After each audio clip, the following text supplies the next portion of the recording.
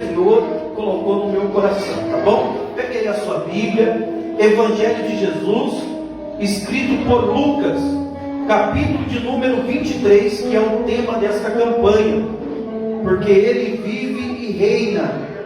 Evangelho de Jesus, escrito por Lucas, capítulo de número 23, versículo de número 46. Lucas 23, versículo 46. Nós vamos ler o versículo 46, que é o tema da campanha, e nós vamos ler o capítulo 24, somente os 6 primeiros versículos, tá bom? Então, Lucas, capítulo de número 26, 20 minutinhos, irmãos, nós ministramos uma palavra, e os irmãos podem sair daqui regozijando e se alegrando no Espírito Santo, amém? Lucas, capítulo de número 23, Lucas, capítulo de número 23, versículo de número 46, amém? Os irmãos encontraram, estou escutando um barulho ainda de algumas folhas de Bíblia. Eu aprendi com meu pai na fé que quando nós ouvimos barulho de folha, é porque ainda tem gente procurando, para que nós possamos fazer toda a leitura, ou fazer a leitura todos nós juntos. Todos encontraram. Glória a Deus por isso.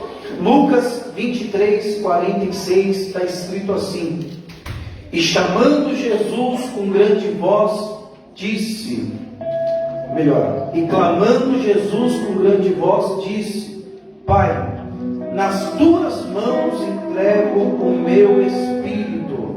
E havendo dito isto, expirou.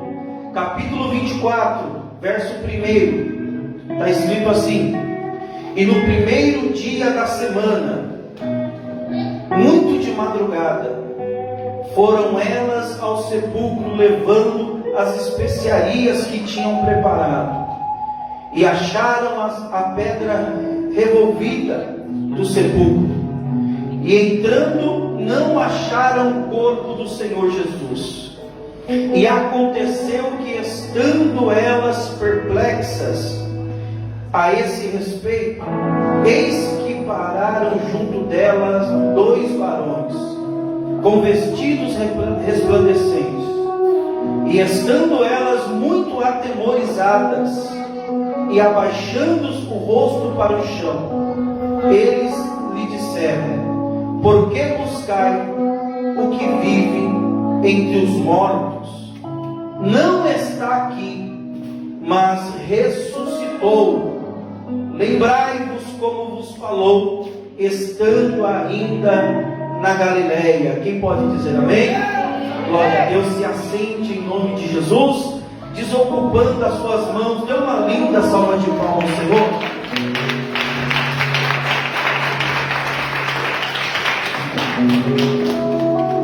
Glória a Deus. Irmãos, rapidinho, o tema da campanha é porque ele vive e reina, ou ele vive e reina. O texto que nós acabamos de ler está falando da crucificação de Jesus. Esse texto é um texto, irmãos, que tem que pelo menos mexer com cada um de nós que aqui estamos, porque falar da crucificação de Jesus é viajar um pouquinho no sofrimento de uma pessoa inocente que precisou morrer em nosso lugar para que nós pudéssemos estar aqui hoje. A palavra do Senhor nos ensina que desde o livro do Gênesis, quando o homem e a mulher eles pecam, Deus ele vai fazer uma promessa. Deus vai dizer assim que da semente da mulher iria nascer um que iria pisar a cabeça da serpente. Só que a descendência da serpente iria ferir o calcanhar. O tempo passa, a história ela é contada através da Bíblia Sagrada por todos aqueles homens cheios do Espírito Santo que vieram antes de nós. Então passaram os patriarcas, passaram as 12 tribos de Israel, passaram-se os juízes, passaram os sacerdotes, passaram os profetas, até o momento em que aquela palavra que foi lançada lá no Gênesis, ela precisa cumprir, ela precisa se cumprir, porque a palavra de Deus, irmãos, ela não volta vazia. Quando a palavra de Deus ela é lançada, ainda que demore um período de tempo, mas ela vai se cumprir. A Bíblia diz que agora o anjo do Senhor, ele vai aparecer para Maria, e ele vai fazer uma promessa, ou melhor, ele vai entregar algo da parte de Deus para ela. Ele vai chegar para aquela mulher e vai dizer: graciada é tu entre as mulheres. O anjo vai trazer uma saudação de paz, e ele vai dizer assim, que o que Maria ia gerar não era algo de homem, não era algo da terra, não era algo terreno, natural, mas era obra do Espírito Santo. E quando Maria, irmãos, gera Jesus, a Bíblia vai dizer que depois de 8 dias que Jesus nasceu, Jesus ele precisa ser levado ao templo para que pudesse cumprir os rituais. Jesus vai passar pela circuncisão, e quando o sacerdote vai levantar Jesus, ele vai dizer que aquele menino tinha um grande jugo sobre os seus ombros, que ele iria carregar uma grande responsabilidade, e que uma espada iria ferir a sua alma. Jesus ele vai crescendo, e quanto mais ele vai crescendo na estatura, ele também vai crescendo na graça e no conhecimento, a ponto de chegar com 12 anos de idade. Jesus está dentro da sinagoga ensinando os mestres da lei, e todos eles ficavam, irmãos, espantados com a sabedoria daquele jovem. E o que ele estava ensinando não era algo que ele tinha aprendido em escolas teológicas da época, não era algo que ele tinha aprendido, por exemplo, aos pés de Gamaliel, como foi Paulo, mas era algo que o próprio Pai estava ensinando para ele através do Espírito Santo. Jesus ensina, e Jesus está ensinando com autoridade e ousadia. O tempo passa, Jesus completa 30 anos de idade. João Batista está no Rio Jordão batizando, e todos aqueles que se aproximavam de João falava assim: raça de víboras, quem te ensinou a fugir da ira futura? Arrependei-vos, porque é chegado o reino de Deus. Só que de repente Jesus começa a romper a multidão. Jesus vai se aproximando de João. João contempla que Jesus está chegando, e João vai liberar uma palavra tremenda. João vai dizer: olha, tem alguém que está no meio de vós, que vocês não conhecem. Ele é antes de mim, e eu não sou digno de desatar as sandálias dos seus pés. Jesus se aproxima, João quer ser batizado por Jesus. Jesus vai falar para João: é necessário que cumpra toda a justiça de Deus. E Jesus é batizado nas águas. Começa o ministério de Jesus. Jesus começa a ensinar acerca do reino. Jesus começa a operar sinais, prodígios e maravilha. O tempo passa, os anos passam. Vai passar 3 anos. Jesus começa a compreender que o seu ministério está chegando ao fim. Ele vai chamar os discípulos, vai sentar diante de uma mesa. Ele vai pegar ali o pão, ele vai pegar o suco, e no período da Páscoa ele vai constituir a Santa Ceia. Ele vai pegar o pão, ele vai molhar o pão no suco, ele vai distribuir para os discípulos, e ele vai dizer assim: olha, eu estou participando com vocês dessa ceia, mas eu só vou voltar comendo pão e tomar do fruto da vide quando eu estiver com vocês no reino do meu Pai. A Bíblia diz que eles terminam de ceiar. Jesus sai daquele lugar e ele vai para o monte. E Jesus já sabia que naquele momento estava se aproximando o período do sofrimento de Jesus. Jesus está no monte orando, os discípulos estão com ele. Só que Jesus não está, irmãos, com medo por causa daquilo que iria acontecer. A Bíblia diz que ele foi para o monte e ele foi cantando hinos a Deus, porque ele sabia que o que iria se cumprir era a vontade de Deus. Judas chega com os soldados. Judas vai dar um beijo no rosto de Jesus, vai entregar Jesus nas mãos dos soldados. soldados vão carregar Jesus. Jesus vai passar por algumas audiências, Jesus vai passar por um processo de julgamento. Alguém vai olhar para ele e vai dizer assim: olha, não é você o rei dos judeus? Cadê o seu reino? Cadê a sua autoridade? E Jesus, irmãos, cheio de humildade, vai olhar para aquele rei e vai dizer assim: você só tem autoridade porque foi o meu Pai que te deu, mas o meu reino não é desse mundo. Até porque se eu quisesse, eu pedia ao Pai, e Ele enviaria legiões de anjos para me livrar. E Jesus abaixa a cabeça, se cala. Naquele momento vai sair a condenação de Jesus. Jesus vai sofrer alguns açoites. Jesus vai precisar carregar a cruz, uma cruz pesada.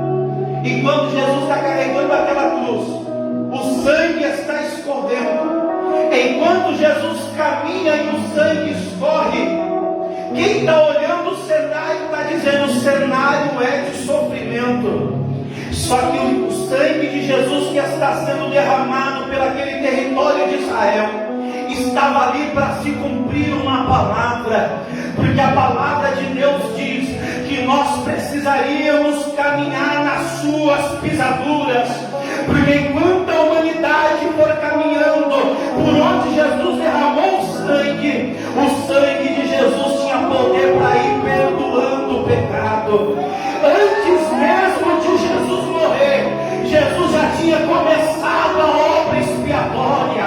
Antes de Jesus morrer na cruz do Calvário, Ele já estava deixando o sangue derramado pelo chão, e já estava começando a redimir a terra, a natureza, toda a criação que o seu Pai tinha criado nos 7 dias da criação.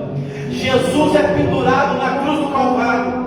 Quando Jesus é pendurado na cruz do Calvário, Jesus vai olhar e vai dizer assim: Senhor, se possível for, afasta de mim esse cálice. E naquele mesmo momento, Jesus vai dar um suspiro e vai dizer: mas que seja feita a tua vontade. Jesus estava na cruz do Calvário não é porque o diabo é mais poderoso do que o nosso Deus, mas Jesus estava na cruz do Calvário porque Ele estava no centro da vontade de Deus. A Bíblia diz que a vontade de Deus, ela é boa, perfeita e agradável. Tem muita gente em lugar de mãos de conforto, mas já parou para pensar se está no centro da vontade de Deus? É bom, irmãos, estar em palácio, claro que é, mas é coisa dura para o homem quando você está em palácio, mas não está no centro da vontade de Deus.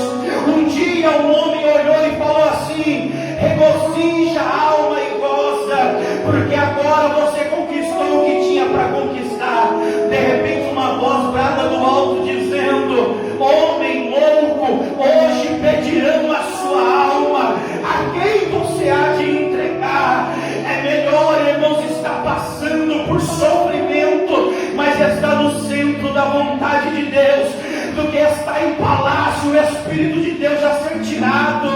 É por isso que quando Jesus estava lá atrás das malhadas, no pasto, cuidando das ovelhas, Ele não tinha pressa para subir para o palácio, porque Ele sabia que o maior tesouro já estava com Ele, a maior riqueza já estava com Ele, porque aquilo que Davi tinha, dinheiro não pode comprar, aquilo que Davi tinha, influência não pode comprar. Ele tinha o Espírito Santo sobre ele, ele tinha unção sobre ele, porque a unção você não compra na Shopee, a unção você não compra no Mercado Livre, a unção você não compra com ouro, você não compra com prata, você não compra com bronze, mas a unção ainda é de joelho, é com o joelho no chão, com a boca no pó, que Deus ainda derrama do seu Espírito sobre o homem.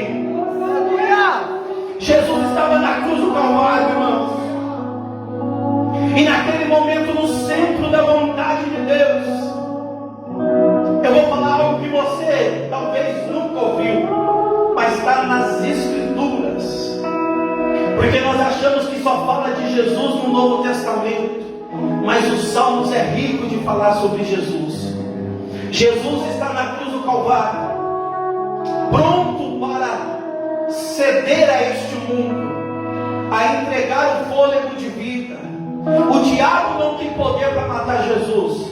Jesus vai dizer: ninguém tem poder para me matar. Eu dou a vida e torno a tomá-la. Lá em João capítulo 10, Jesus vai dizer. Então é o verso de número 46 que nós lemos. Jesus vai clamar olhando para o alto e vai dizer: Pai, nas tuas mãos entrego o meu espírito. E naquele momento ele expirou.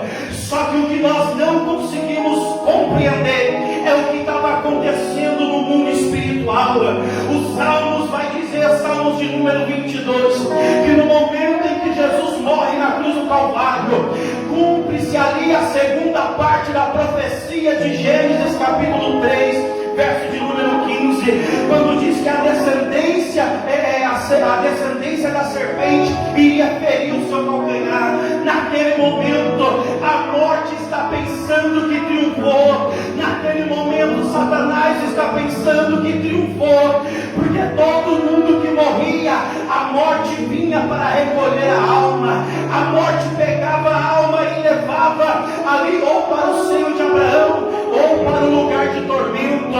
Mas quando a morte chega para pegar a alma de Jesus, ela não tinha autoridade para pegar a alma de Jesus, porque Jesus não tinha pecado, nele não foi achado iniquidade, ele não transgrediu, ele não olhou para aquilo que não era para olhar, ele não ouviu aquilo que não era para ouvir, ele não ficou na rodinha de escarnecedores, mas ele guardou seus olhos, ele guardou seus ouvidos, ele guardou os pés, ele guardou as mãos. Então a morte não tinha poder. Salmo de número 22 vai dizer que agora as vacas de Bazã estavam chegando no monte do Calvário, e as vacas de Bazã ali são demônios arrastando corrente para tentar prender, mas não podia prender a alma de Jesus. De repente o salmista vai dizer que o Deus, que é o Pai do nosso Senhor Jesus Cristo, ele vai sentar sobre os querubins, e ele vai vir voando nas asas do querubim, ele vai descer até o sepulcro, e naquele momento ele vai pegar a alma de Jesus e ele vai levar, irmãos, para o paraíso. Enquanto essas coisas estão acontecendo, Paulo tem a revelação, e Paulo vai dizer que toda a potestade, todo o principado foram despojados na cruz do Calvário. Naquele momento os demônios tiveram que correr, naquele momento os espíritos imundos tiveram que bater em retirada. Enquanto Jesus estava se achegando ao globo da terra, a Bíblia vai dizer no livro de Salmos que as montanhas se alegravam, mas os mares se recolhiam, porque sabia que o Criador estava chegando. Naquele momento Jesus se recupera daquela ferida no calcanhar que a descendência da serpente causou. Jesus vai descer nas profundezas do abismo, Jesus vai até o seio de Abraão. Quando Jesus chega no seio de Abraão, ele encontra Abraão, ele encontra Isaac, ele encontra Jeremias, ele encontra Davi, ele encontra Josué, ele encontra todos os profetas que vieram antes, que Abacuque, Naum, eles já estão tudo ali esperando que esse dia se cumprisse. A Bíblia diz que ele foi pregar cativo o cativeiro. Ele começa a falar: eu sou aquele que foi visitar Abraão quando Abraão estava dentro da tenda, fiz a promessa de Isaac na vida dele. Ele vai dizer: eu sou aquele que conversei com Davi, eu sou aquele que Enoque profetizou, eu sou aquele que os salmistas falaram, eu sou a semente de Davi, eu sou o descendente de Davi, que Deus falou que o trono do reino não iria passar. Ele chega e ele vai dizer: tudo aquilo que vocês pregaram foi confirmado na minha vida. Aqueles que estão no seio de Abraão vai olhar para Jesus. Jesus agora está ali resplandecente. Eles vão se alegrar, porque eles estão vendo aquilo que eles pregavam, eles estão vendo aquilo que eles falaram se concretizar, se materializar. Aqui eu abro um parênteses para dizer algo para a igreja: não se preocupe, continue falando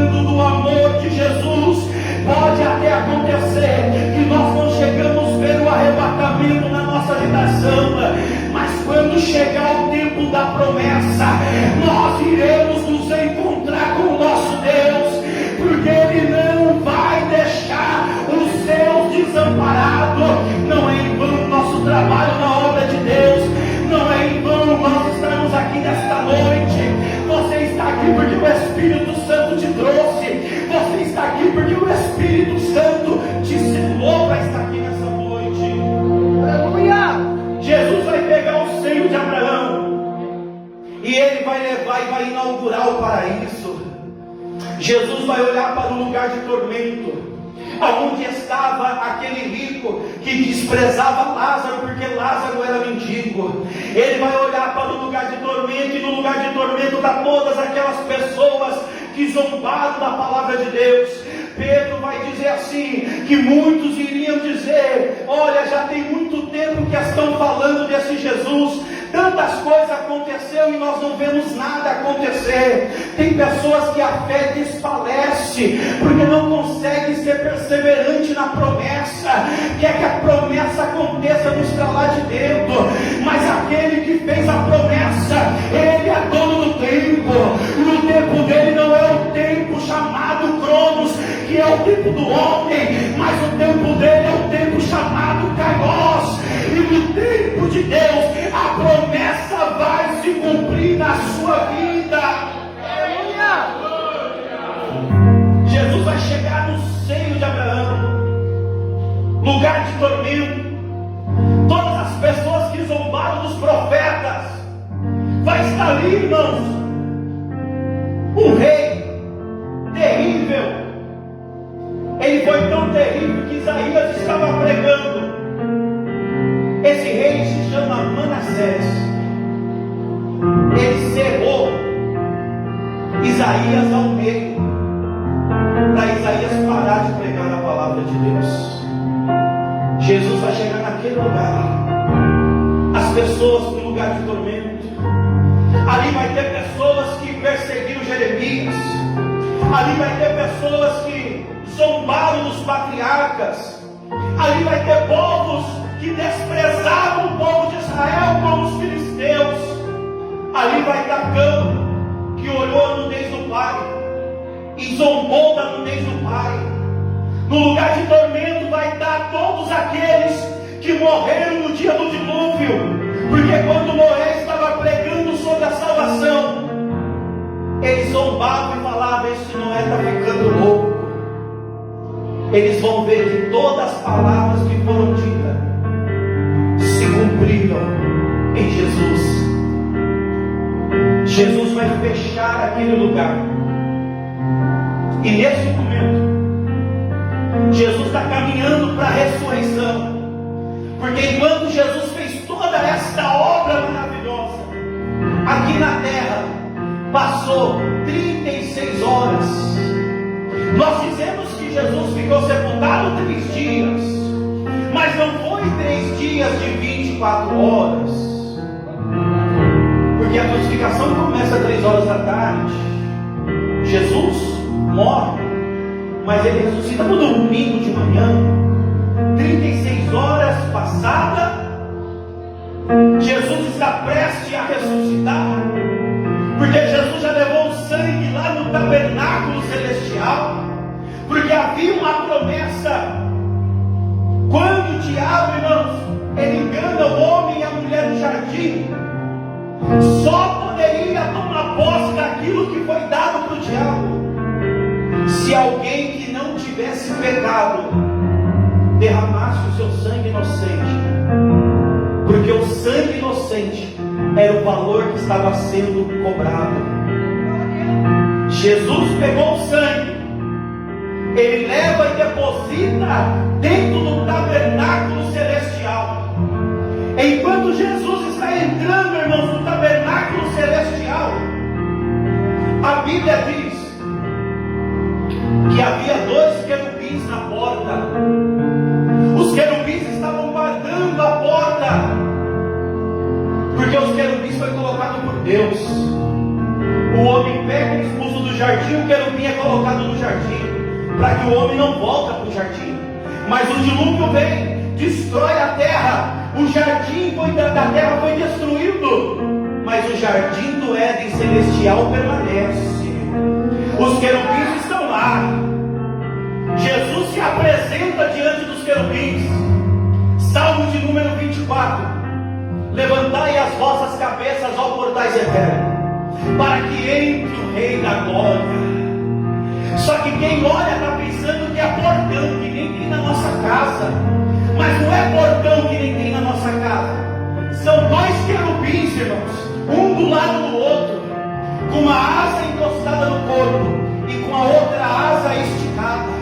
Uma asa toca na outra asa, e aquilo ali se forma um portal. Os querubins estão guardando, porque nenhum homem pode passar. É ordem de Deus. Aí Jesus vai dizer: levantai as vossas cabeças, ó portais eternos, para que entre o Rei da Glória. Os anjos vão dizer: quem é esse Rei da Glória? Jesus vai responder: Deus forte e poderoso, valente nas batalhas. Eu sou o Rei da Glória. Naquele momento os anjos entendem: esse daí é o Deus que nós servimos. Eles vão abrir os portais, Jesus vai entrar, irmãos. Quando Jesus entra, tem mais um problema, porque quem está guardando também o tabernáculo celestial é a espada flamejante. Porque Deus colocou uma espada flamejante no jardim, porque se por algum motivo o homem conseguisse entrar, a espada matava. Aquela espada vem de encontro com Jesus. Está na Bíblia, eu não estou inventando história de carochinha. A espada vem, quando a espada vem, porque a espada se movia sozinha. Eu não estou falando de algo material, estou falando de algo espiritual. A espada do varão, irmãos, a espada que os anjos seguram, a espada que Jesus carrega na sua mão, essa espada se movimenta sozinha. A espada veio, e quando a espada chegou em Jesus, a espada também não achou culpa. Então Jesus, ele pega a espada para ele deposita o sangue no tabernáculo. Pastor, que história é essa que Jesus pegou a espada para ele? Eu te provo, João Batista, ele vai ter a revelação de Jesus. Ele vai dizer: os teus cabelos são brancos como a alva neve, os teus olhos são como o sol do meio-dia, os teus pés como um latão reluzente, e da sua boca saiu uma espada aguda, porque ele tomou a espada para ele. E essa espada, ele vai vir no Apocalipse capítulo 19, montado no cavalo branco. Nas suas vestes está escrito: Rei dos Reis e Senhor dos Senhores. Ele vai vir com essa espada. Toda a igreja que foi arrebatada vai vir com ele, para que nós possamos pelejar nessa terra. E Jesus, que nunca perdeu uma peleja, ele vai destruir o anticristo, ele vai destruir o falso profeta, ele vai destruir Satanás, e a igreja vai continuar sendo vitoriosa. Essa campanha é muito forte, irmãos. Ele vive e reina. Aí Jesus, irmãos, sabe que ele precisa ressuscitar. Ele morreu, agora precisa ressuscitar, para que se cumprisse a palavra dele mesmo. Porque ele falou: todo aquele que viver pela lei ele viverá. Como ele cumpriu toda a lei não tem poder de segurar ele morto. Então ele precisa ressuscitar. E quando Jesus ressuscita, acontece algo tremendo. Junto com Jesus, ressuscita aproximadamente 500 pessoas. Está na Bíblia, irmãos. Imagina. Alguém tinha perdido um parente, mas que era fiel a Deus. De repente está na sua casa fazendo um almoço, alguém bate na porta,